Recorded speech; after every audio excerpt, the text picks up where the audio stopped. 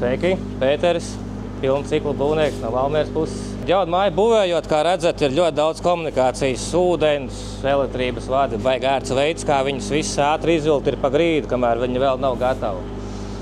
Bet, ja pēc tam ar rociņām jāsaliek putuplasts, tad ir tik daudz vadi, jāgriež ārā, šuves, nelīdzens, siltums, zudums, viss kaut kas. Un, ja tā loģiski saliek kopā tās materiāla izmaksas, darbu, kas būtu pašam jādara, vēl jāmaksā vai kādam citam darbiniekam, visu to izdarīt, izgriezt, salikt, būs beigās pat vēl nedaudz dārgāk, vai tieši tas pats.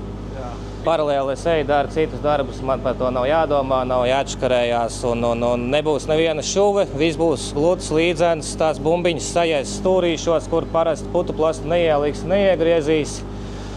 Un ērts un labs risinājums. Temps izskatās ļoti labs, ātrs. Viena diena visi šie 150 kvadrātmetri būs izdarīti. Komunikācijā informēja pilnīgi par visu, par materiālu, kas, ko, kā notiek procesa gaita, nekādas problēmas, super, viss ļoti forši.